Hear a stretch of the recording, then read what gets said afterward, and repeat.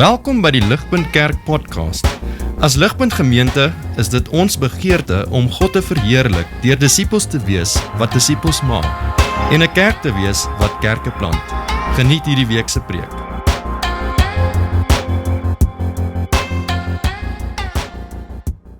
Dat sê julle, ek het gedink ek sal vanoggend ons gedeelte begin deur so 'n bietjie te gesels oor 'n liedjie wat Bob Dylan geskryf het hier by 1970, die Koue Oorlogtyd tussen Amerika en Rusland.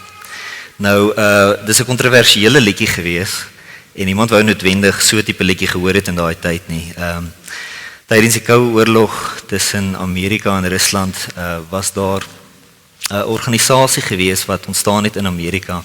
Hulle is inteendeel, ek dink hulle is vandag nog aktief, maar hulle was baie aktief in daai tyd gewees wat hulle die John Birch Society genoem het. Dit was 'n waakorganisasie en die John Birch Society was ouens gewees wat baie bekommerd was oor die invloed van kommunisme in die weste.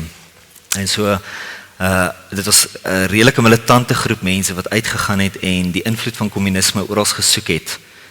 In Amerika spesifiek en waar hulle dit gevind het of gedink het baie keer hulle dit gevind het, het hulle dit ontbloot en daar was ook 'n mate van grenslyn vigilante aksie wat die ouens soms teen dit geneem het, teen die verdagtes.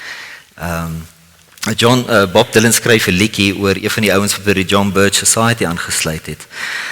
Maar sy liedjie is nie 'n kompliment nie. Dis 'n bietjie kontroversieel. Jy weet, hy spot so 'n bietjie met die John Birch Society. En dit gaan oor hierdie ou wat by hulle aangesluit het en ek het gedink ek wil net van die woorde van die liedjie vir julle lees en dan gesels ons 'n bietjie verder daaroor. I was looking everywhere for them gold-armed raids. Dis nou die raids natuurlik is die kommuniste. En hierdie is die ou wat by hulle aangesluit het wat hy praat. I was looking everywhere for them gold-armed raids. I got up in the morning and looked under my bed. Looked in the sink, behind the door. Looked in the glove compartment of my car, couldn't find them. I was looking high and low for them raids everywhere. I was looking in the sink and underneath the chair. I looked way up my chimney hole. I even looked deep down inside my toilet bowl. They got away.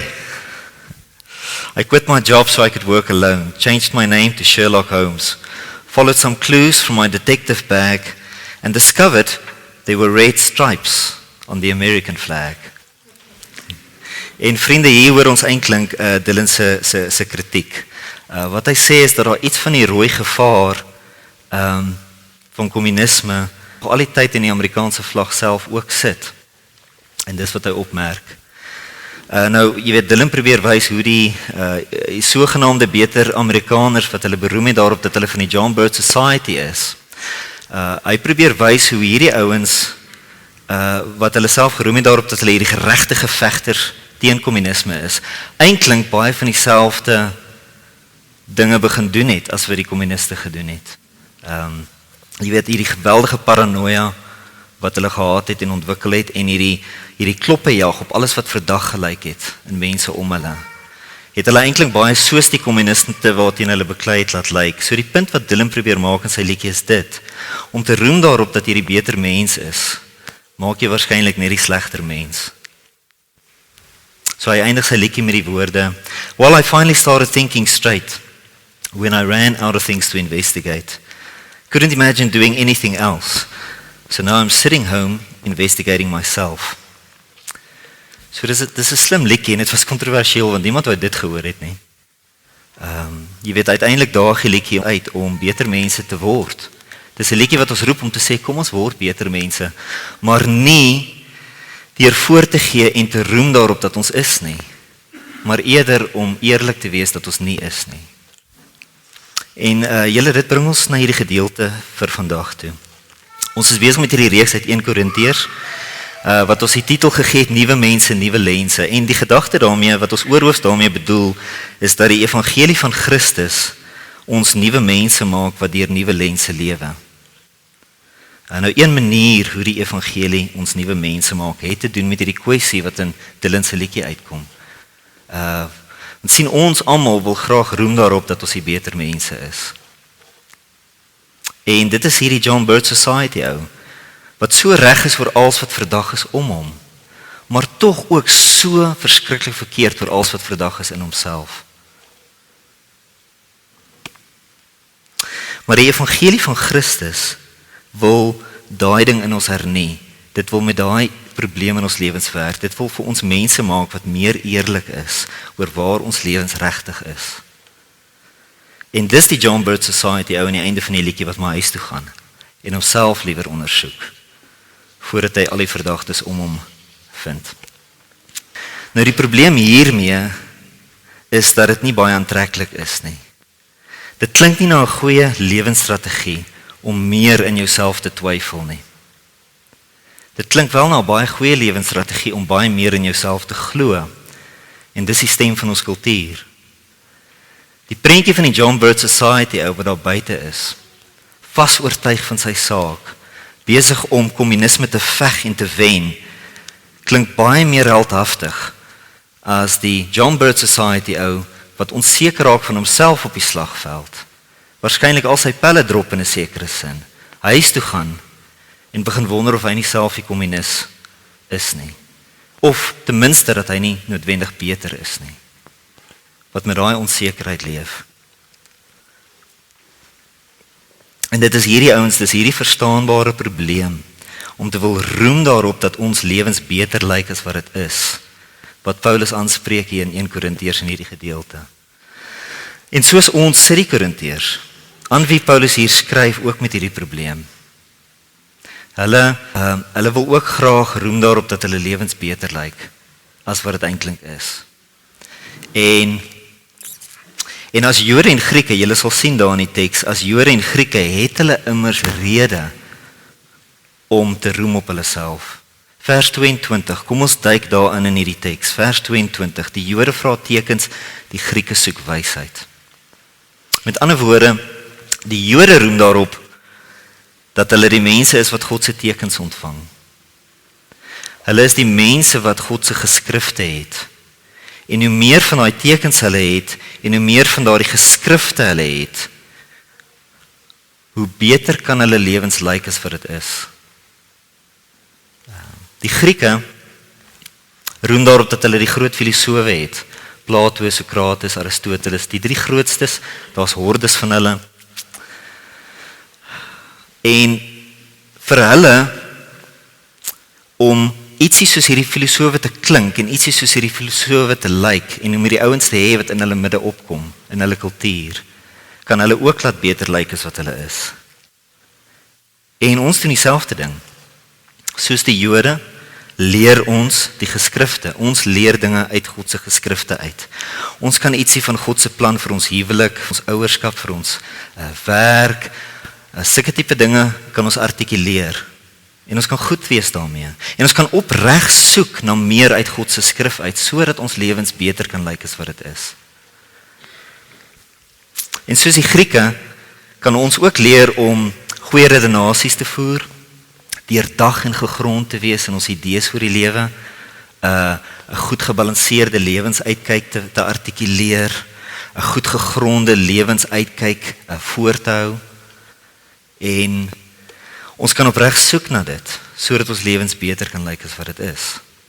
En dis wat Paulus hier probeer sê, omtrent die Joodse en die Griekse kultuur, van die pitfalls in dit.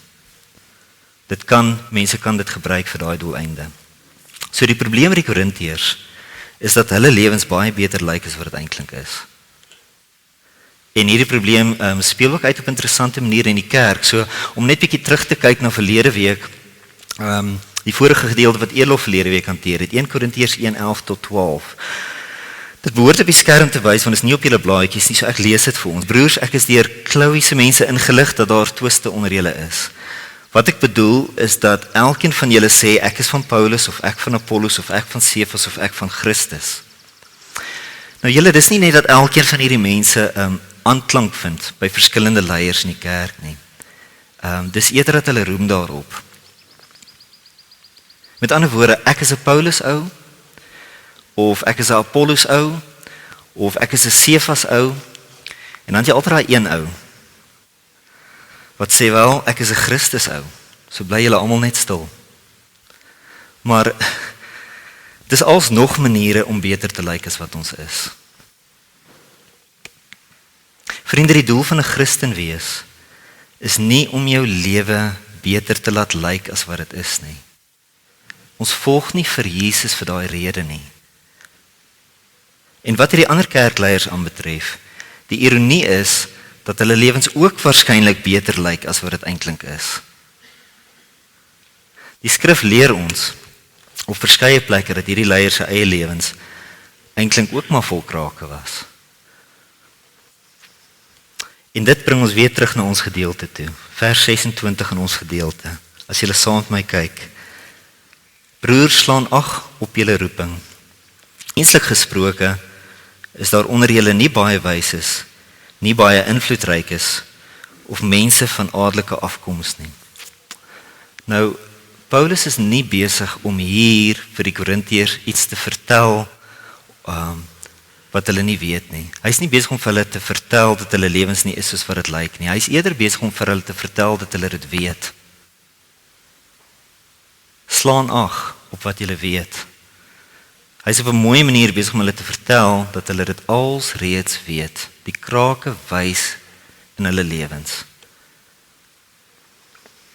Vir al hulle pogings om beter te lyk, wys die krake van hulle lewens wie hulle regtig is en waar hulle regtig is. En dis waar hy met hulle wil praat. En julle, dis waar ons almal soos die Korintiërs eintlik onsself bevind. Ons weet reeds. Die wiele kom af, ons verloor beheer en die krake wys. So byvoorbeeld besef ons dat ons nie die ouers is wat ons gedink ons is nie. Ons is ook nie die huweliksmaats wat ons gedink het ons is nie. Ons is nie die kollegas of die kinders van ons ouers of die vriende of die uitgesorteerde mense wat ons gedink het ons is nie. Meer en meer besef ons dit. Ons twyfel eintlik baie aan onsself. En die storie wat ons onsself vertel, klop nie met die werklikheid nie. En ons almal lewe in daai spanning. 'n Storie wat nie klop met die werklikheid nie. Ons is baie keer hartseer, ontnigter, teleurgestel, moeg, uit ons diepte, onseker, depressief, kwaad, verwytend en ons is bitter. Want ons weet die goed kom nie by mekaar nie. En een manier vorentoe hiermee is om blaam te gaan soek oral, regverdiging. En hoor weer die woorde van Dylan se liedjie hier. Under my bed, behind the door, in the glove compartment of my car, in the sink, underneath the chair, way up my chimney hole, even deep down inside my toilet bowl. Dit raak absurd waar ons oral die probleem soek.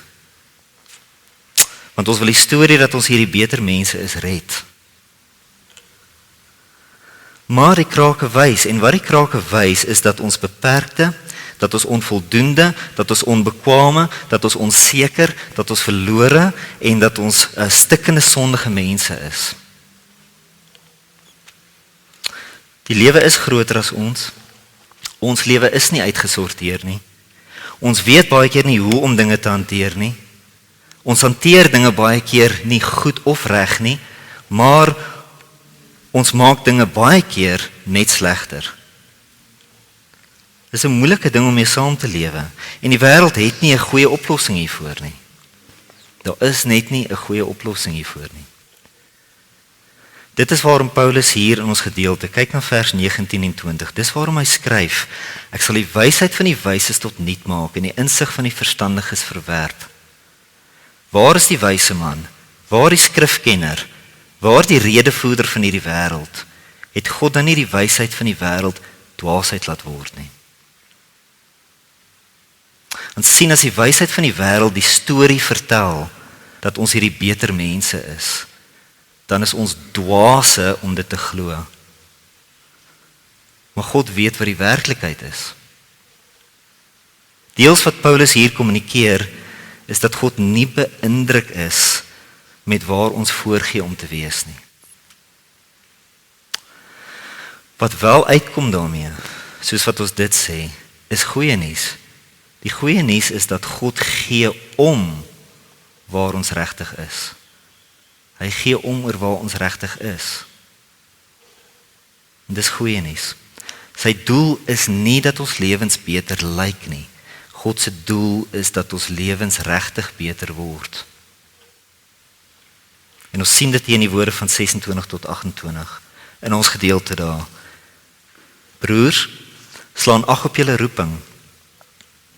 Menslik gesproke is daar onder julle nie baie wyses, nie baie invloedrykes of mense van adelike afkoms nie. Maar die dwaashede van die wêreld het God uitgekies om die wyses te beskaam, en die swakhede van die wêreld het God uitgekies om die sterkes te beskaam. En die onbelangrike en veragtelike dinge van die wêreld het God uitgekies.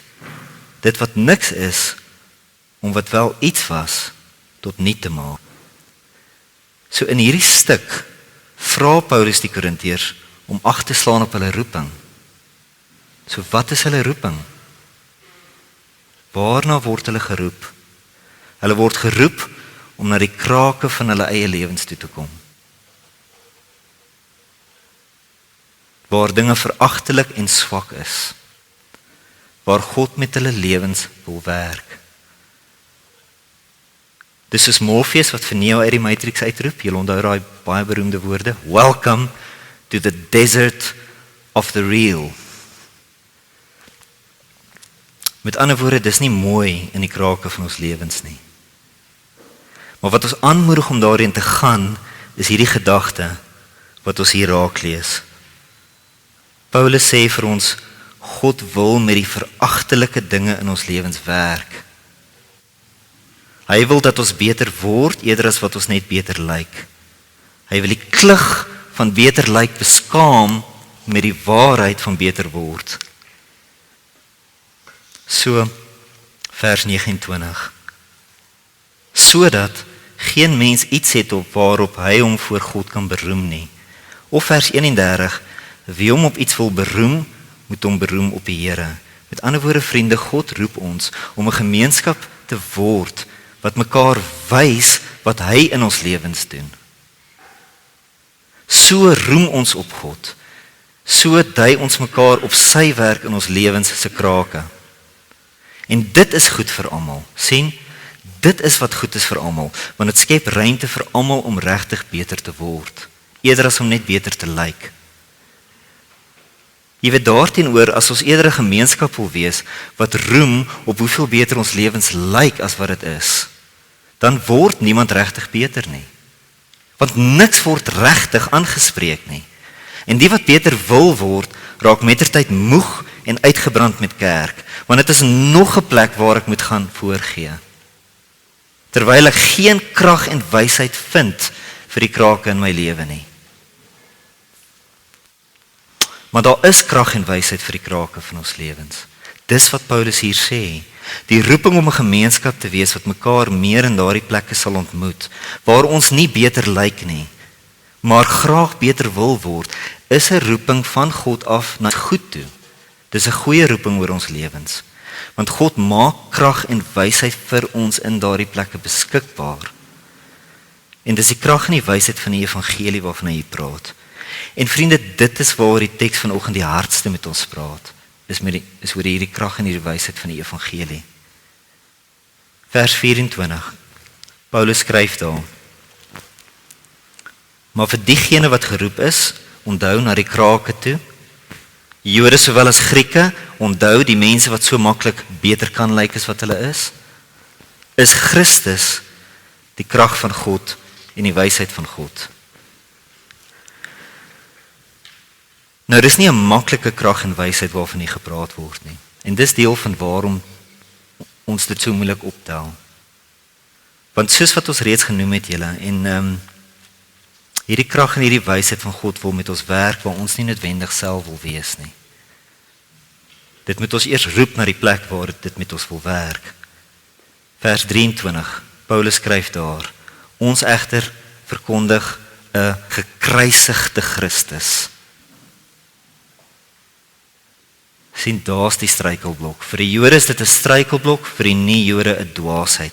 Nou vriende, as die kruis van Christus, soos wat Paulus die evangelie hier beskryf, as dit hierdie krag en hierdie wysheid van God in ons lewens is, waarom is dit dan vir mense 'n struikelblok en 'n dwaasheid?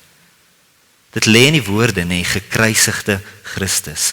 Die kruis van Christus konfronteer ons. Dit konfronteer ons met ons swakheid, met ons dwaasheid en met ons sondigheid. Dit ontbloot die klug van ons pogings om beter te lyk as wat ons is. Stel jouself voor, jy is een van die John Birch Society ouens, jy het so pas 50 ringleier kommuniste in Amerika ontbloot. Jy is 'n nasionale held, daar word 'n seremonie gereël waar jy 'n medalje vir beste Amerikaner kry, en tydens hierdie hele gedoente kom iemand na vore met bewyse dat jy eintlik ook een van die ringleier kommuniste is. Dis wat die kruis van Christus met ons doen.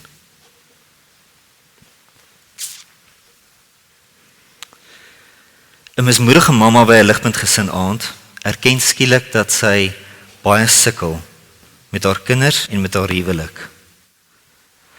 Die versoeking vir die res van ons om die tafel is om so 'n bietjie af te praat na haar toe. So 'n bietjie neerbuigend te wees met haar in al ons uitgesorteerde raad. Want ons lewens lyk mos bietjie beter. Bietjie soos die lewe van Paulus of Apollos of Cephas of as jy daai een ou is, Jesus. Dis mos wat ons voorhou. So vriende, wat doen ons nou met haar? Sien? Dit is die verdeeldheid van die kerk waarvan Paulus in 1 Korintiërs praat. Dit verdeel die kerk. Die kruis van Christus verenig die kerk, want dit ontbloot die waarheid dat ons almal om die tafel se lewens soos die mismoedige mamma se lewe is. Ons almal sukkel met ons kinders en met ons huwelike, net soos sy. Elke liewe een van ons. Die punt is nie dat ons niks meer raad vir mekaar omdat ons almal se lewens sukkel nie. Moet my nie dit oorsê nie. Die punt is dat die raad wat ons mekaar gee, die krag en die wysheid van God in ons eie gesukkel sal wys. Eerder as hierdie voorgee raad wat ons het vir mekaar, wat nie eers in ons eie lewens bestaan nie. Die een het krag en die een het wysheid, die ander een is 'n klug en help niemand nie. Maak nie saak hoe slim dit klink nie. God werk met lewens en uit daai lewens uit bou hy sy kerk op, soos wat sy krag en wysheid deur lewens werk. In vers 30 van ons gedeelte beskryf Paulus hierdie krag en wysheid van God. Hy skryf: deur hom is julle in Christus Jesus, wat vir ons die wysheid geword het wat van God kom. Regverdiging sowel as heiliging en bevryding.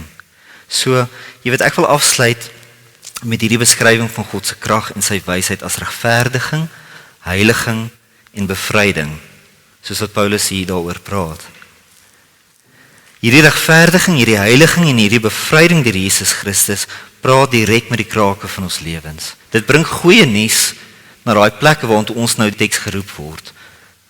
Gaan daar waar die kruis jou ontbloot, waar jy behoeftig is, waar jou lewe swak is, waar jou lewe veragtelik is, waar jy sukkel met dinge. En hoor dan dat hierdie evangelie van Christus regverdiging, heiliging en bevryding bring. Die regverdiging verwys na die feit dat Jesus vir ons gekruisig was. So wie is nou skielik saam met jou daar in daai plek van swakheid? Jy kom daar aan in jou lewe en jy besef Jesus is vir my gekruisig in hierdie plek. Dis waar ons God vind.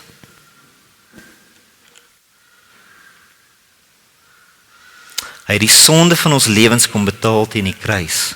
Dis waar hy ons ontmoet. Maar vriende, die boodskap daarvan is dit: ons word vergewe deur God vir alles waarmee ons sukkel. Ons ontmoet hom in die plek van sukkel en swakheid in ons lewens. Ons hoor en ons sien en ons glo Jesus ontmoet my daar. Hy dra dit, hy betaal dit en hy vergewe my daarvoor. Nie net is God saam met my daar nie, hy vergewe my vir dit. Nie alles waarmee ons sukkel is 'n saak van sonde nie, reg? Maar omdat God al ons sonde vergewe, beteken dit ook dat God niks waarmee ons sukkel teen ons hou nie. God is nie teen jou in die dinge waarmee jy sukkel nie. Die kruis van Jesus leer ons, hy is saam met jou. Inteendeel, God is vir jou in die dinge waarmee jy sukkel. Dit is wat met die heiliging hier bedoel word. God regverdig alles waarmee jy sukkel. Vriende, God regverdig alles waarmee jy sukkel. Hy regverdig jou deur die kruis van sy seun. Daar waar jy sukkel, ontmoet hy jou. Regverdig jou. Waarom? Want hy het medelee vir alles waarmee jy sukkel en hy gee om vir alles waarmee jy sukkel. God is baie naby aan waar jy regtig is en hy wil jou daarin ontmoet om saam met jou daardeur te begin werk. Dis nie net dat hy vergewe jou nie, hy vergewe jou sodat jy nou kan begin werk aan hierdie goeders. Sodat jy nie bly weghardloop van dit af nie. Sodat jy nie bly toewy daaraan om beter te lyk die hele tyd nie. Dis 'n vorm van krag, God se vergifnis. Dis 'n krag en dit bring jou by 'n wyser plek in die lewe, want jy's nou in staat om die dinge in jou lewe te begin square, voor jou te sit en te sê, wat is aan die gang hier? Jy het nou 'n kans om iets te doen. 'n Kans op iets om te verbeter. God se heiliging is 'n proses waar God jou wil help. Hy het medelee, hy gee om, hy's baie naby, hy wil jou ontmoet in jou plekke, waar jy sukkel, om saam met jou deur dinge te begin werk, sodat jou lewe regtig beter word. Eerder as net beter lyk. Vriende, dis die heiliging.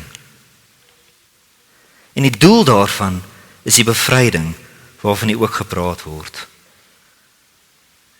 God wil ons bevry. In beginsel, deur die kruis van Jesus, het ons hierdie dinge reeds in ons lewens. Ons is regverdig, ons is geheilig en ons is bevry. In praktyk is dit iets wat ten volle eendag sal wees, maar reeds ten dele nou begin dit in ons lewens uitspeel. En dit is wat die kerk verenig en bou. So, omdat Jesus vir ons gekruisig was, is God gebonde aan hierdie dinge in ons lewens. Hy gaan jou regverdig in jou gesukkel. Hy gaan dit bly doen want hy het dit reeds gedoen. Hy's gebonde daaraan.